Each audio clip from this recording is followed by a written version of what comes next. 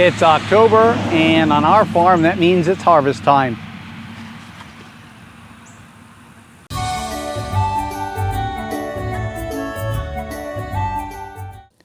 Just by going out every couple of days and picking a dozen or so, couple dozen persimmons off the ground. I leave some for the deer, I feed some to the sheep. I've been able to fill this gallon and a half bucket with them. Actually, I've got another bucket in there that's about a third full, and that's probably going to be enough for me for the year. We'll process this and make bread out of it. It's one of my absolute favorite native fruits here in Missouri is our native American persimmons.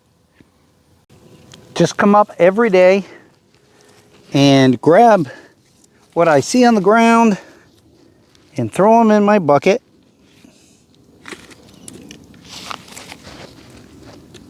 Some I'll take home for turning into my persimmon bread or ice cream.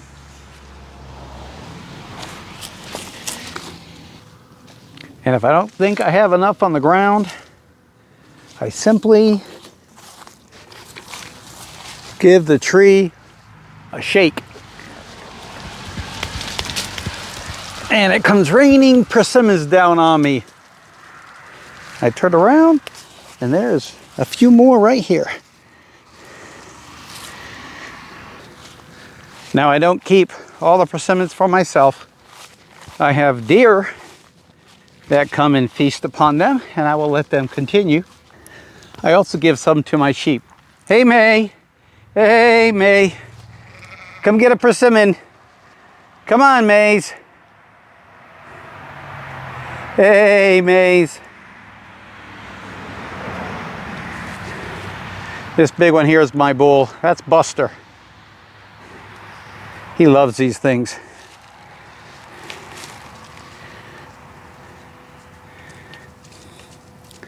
Oh, here you go, buddy.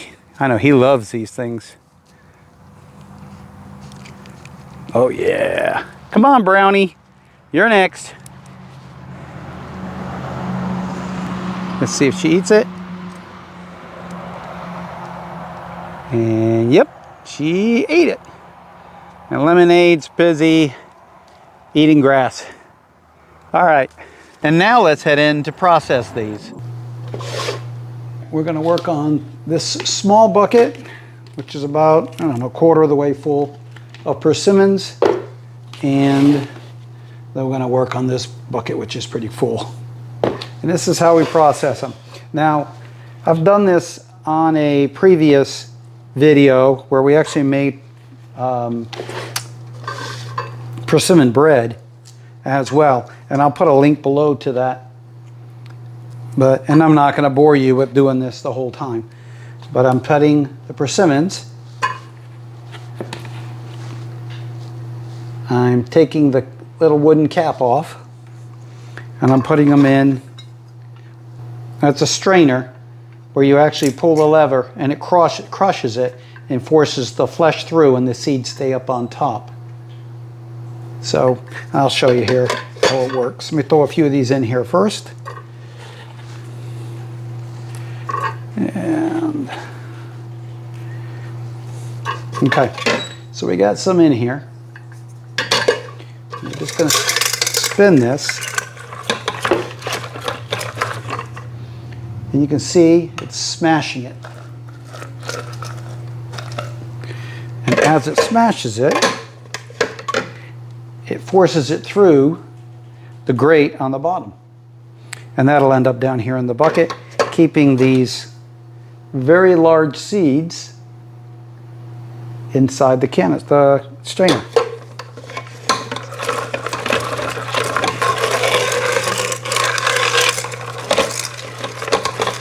Now I'll keep these seeds and I'll replant these and grow a bunch of persimmon trees for our customers in our nursery.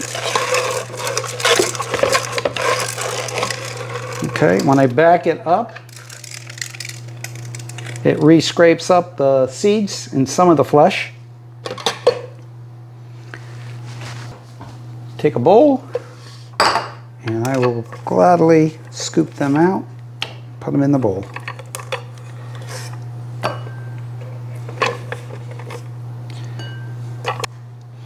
All right, so I'm going to continue on making these and processing these. I'll do it in fast motion so you don't get bored with it, and I'll be back in a minute.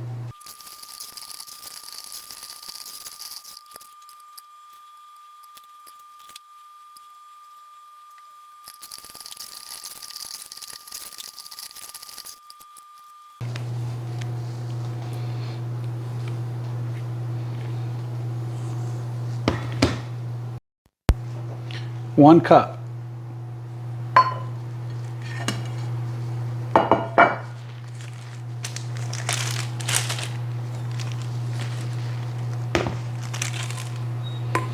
And scooping up 1 cup.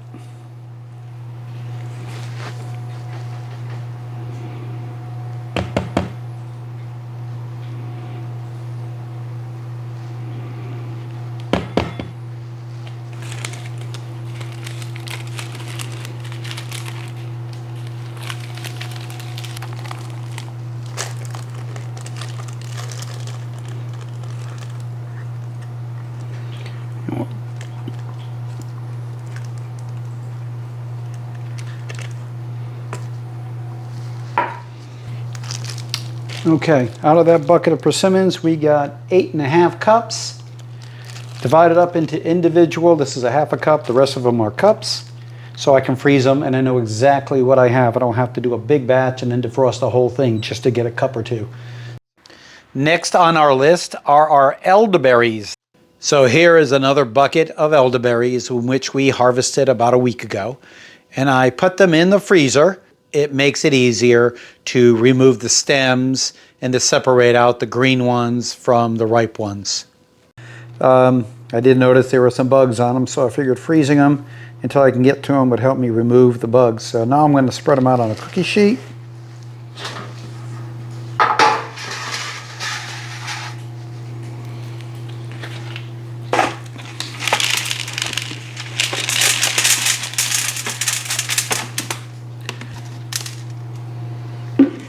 Okay, we'll let them defrost, and I'm going to start going through them and looking for any bugs, any signs of insects, and then of course the stems and all that.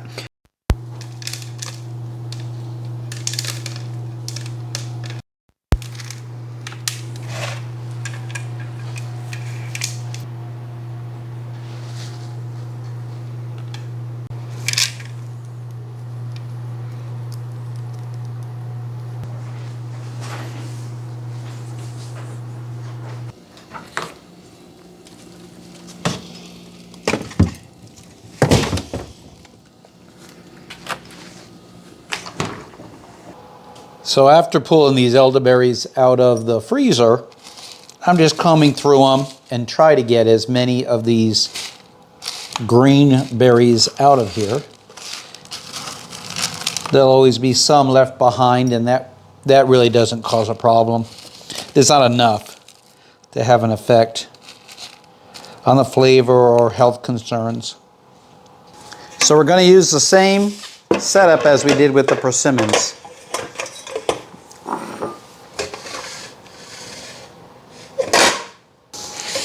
And we're going to scoop a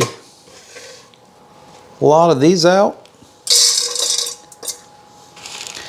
This will also separate out the twigs.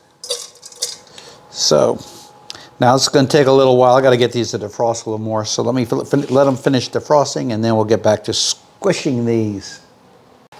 Okay, so they've had a little time to defrost.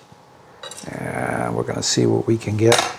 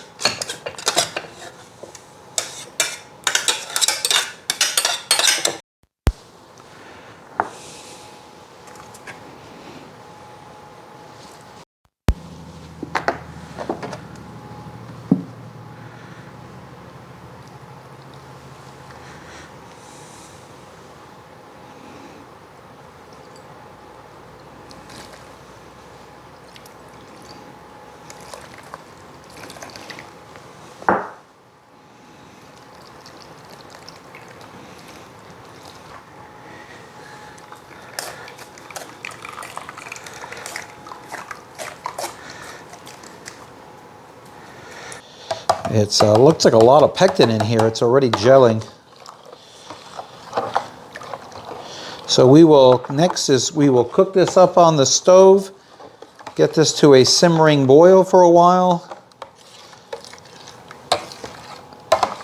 and then we will put it in mason jars and get it frozen.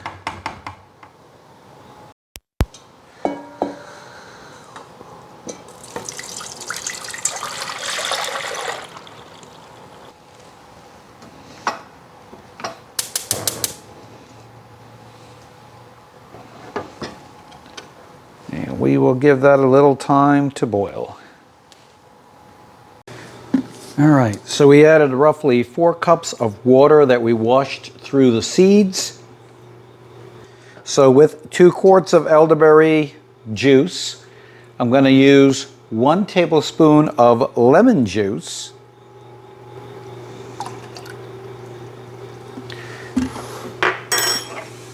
And then we're going to let that just cool down. I'm not going to turn that into a jam or a jelly at this time. So it's also very common that I would make a tincture out of the elderberry juice. In this case, what I'm going to do is I'm going to freeze it in quart containers, quart mason jars. So I'll have 2 quarts of that. Then I'm going to use some of that with my apple juice when I process my apples, or with my grapes when I process my grapes.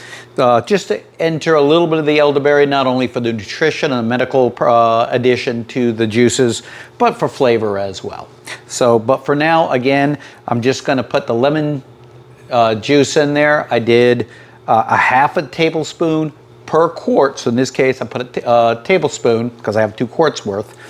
And then I'm going to let it cool. We'll put it in the mason jars, and then we'll store it. We'll put it actually in the freezer for now. And that's it. All right, next, we're going to turn these apples into apple juice. We're trying a new process this year. We froze them. Supposedly that concentrates the flavor, as well as when they defrost, they're much easier to juice. So we're trying that technique out. So let's juice some apples. Some of the equipment we're going to be using is a cooler with a spigot, and I removed the original spigot and I replaced it with the ball valve. Now, if you make beer, this is referred to as a mash tun. Along with the mash tun, there is a sparge bag. This sparge bag lines the mash tun. We'll be putting our chopped apples in here, which will separate out the juice from the pulp, from the flesh. Very useful. My other pieces of equipment, or my other items I use to process these apples, is a food processor. I'm using some thermal gloves because although these apples are defrosting, or defrosted for the most part, they're still very cold. So my thermal gloves, cutting board and knife. And how we do this is cut the apple into pretty much quarters. Try to remove any really bad spots.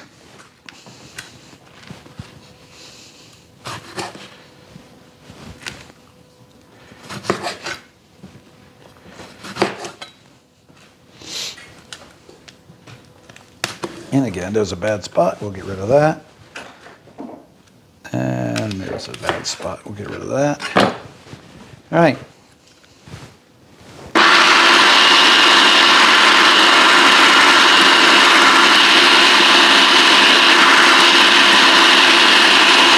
Okay, now we're going to put that in my sparge bag that's in my mash tun. Put my thermal gloves on, and then pick up the bag. And we are just going to squeeze.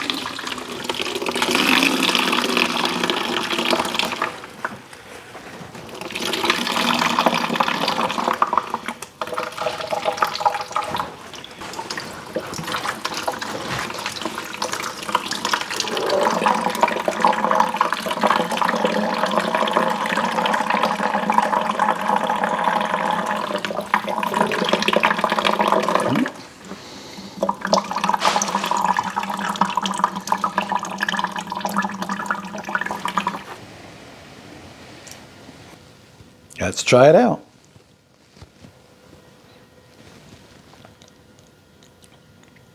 That is incredible. It's not too sweet. It's got a little bit of tartness to it. It's incredible. I can't wait till next year. When our orchard is producing and we open for you pick, I'm going to be processing juice. But I'll tell you, I'm not doing it this way. Not with that many apples. It takes way too long. Not a bad idea if you got a handful of apples, but when you got a lot of apples, not a good idea. So we're gonna, okay, this is harvest number 3. Next year, our apples produce enough, we're opening it up to the public for a U-pick. In the meantime, cheers. So there you have it. So far this fall, we've processed elderberry juice, apple cider, and persimmons. And that's not it. We still have to process beeswax that we've pulled from the hives, and we've got to process our grapes that we harvested from our grapevines as well. And there's more, I'm sure, to keep us busy. Once we close the nursery down, we usually stay pretty busy after that as well. If you like the video, please, I ask you to give me a thumbs up. Please subscribe, and please share this with your friends. And don't forget to leave a comment below as well. And until next time, take care.